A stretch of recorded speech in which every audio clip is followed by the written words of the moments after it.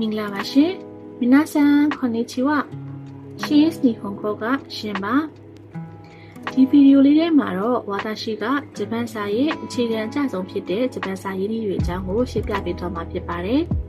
။ဂျပန်စာရင်းနှီးကစုစုပေါင်း၄မျိုးရှိပါတယ်။နံပါတ်1ကတော့ရိုမာကြီးလို့ခေါ်ပါတယ်။နံပါတ်2ကတော့ဟီရာခါနာလို့ခေါ်ပါတယ်။နံပါတ်3ကတော့ခါတာခါနာလို့ခေါ်ပြီးတော့နံပါတ်4ကိုတော့ခန်းကြီးလို့ခေါ်ပါတယ်။ဒီလေးမျိုးကိုသိပြီဆိုရင်တစ်ခုချင်းစီကိုရှင်းပြပေးသွားပါမယ်။ဒါဆိုရင်နံပါတ်1ရိုမာကြီးအကြောင်းကိုစပြီးတော့ရှင်းပြပေးပါမယ်။ရိုမာကြီးဆိုတာကမြန်မာလိုပြောရမယ်ဆိုရင်ညန်ဂလစ်လိုမျိုးပါ။ညန်ဂလစ်ဆိုတာကမြန်မာစာအတန်ထွက်ကိုအင်္ဂလိပ်စကားလုံးနဲ့စာလုံးပေါင်းထားသလိုမျိုး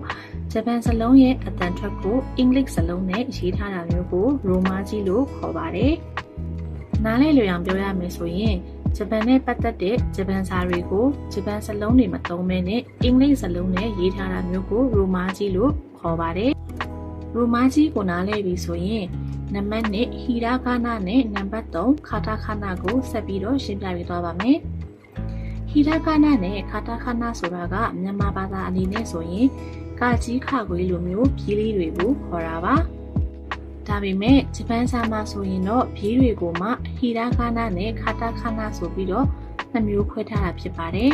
။ဂျပန်မူရင်းစာလုံးတွေကိုတော့ဟီရာဂါနာနဲ့ရေးပြီးမွေးစားစာလုံးတွေကိုတော့ကာတာခါနာနဲ့ရေးပါတယ်။ဝါတာရှိတို့မြန်မာဘာသာမှာဆိုရင်ကားဆရာကားသမားဆိုတာကမြန်မာစကားလုံးစစ်စစ်ပါအဲ့ဒါကိုမှကားဆရာကားသမားလို့မသုံးပဲ driver လို့ရေးကြတာက driver ဆိုတဲ့အင်္ဂလိပ်စကားလုံး driver ကိုမြန်မာအတန်ထွက်နဲ့ပေါင်းထားတာပါအဲ့လိုစာလုံးမျိုးကိုမွေးစားစာလုံးလို့ခေါ်ပါတယ်မြန်မာဘာသာမှာတော့မြန်မာစကားလုံးစစ်စစ်တွေရောဝိစားစကားလုံးတွေကိုပါရေးတဲ့နည်းကဖြည်းတစ်မျိုးပဲရှိပေမဲ့ဂျပန်စာမှာဆိုရင်တော့ဂျပန်စကားလုံးစစ်စစ်တွေကိုဟီရာဂါနာနဲ့ရေးကြပြီးတော့ဝိစားစကားလုံးတွေကိုကာတာခါနာနဲ့ရေးကြတာပါဟီရာဂါနာနဲ့ကာတာခါနာကိုရှင်းသွားပြီဆိုရင်နောက်ဆုံးရင်းနှီးဖြစ်တဲ့ခန်းကြီးကိုဆက်ပြီးရှင်းပြသွားပါမယ်ခန်းကြီးဆိုတာတရုတ်စလုံးတွေကနေဆင်းသက်လာတဲ့စလုံးတွေဖြစ်ပါတယ်လူပုံတွေကနေတဆင့်စင်ကဲပြောင်းလဲလာတဲ့စကားလုံးလေးတွေပါခန်းကြီးတစ်လုံးကိုကြည့်လိုက်တာနဲ့ဒီစလုံးကဘာကိုရည်ညွှန်းနေဆိုတာကိုအလွယ်တကူသိနိုင်တဲ့သင်္ကေတလိုမျိုးစလုံးတွေပါခန်းကြီးကိုတော့ဂျပန်စာရဲ့အခြေခံတွေကိုပိုင်နိုင်ပြီဆိုတဲ့အခါမှာဆက်ပြီးလေ့လာကြရအောင်နော်ကဲဒါဆိုရင်ဒီဗီဒီယိုလေးကတော့ဒီလောက်ပါပဲ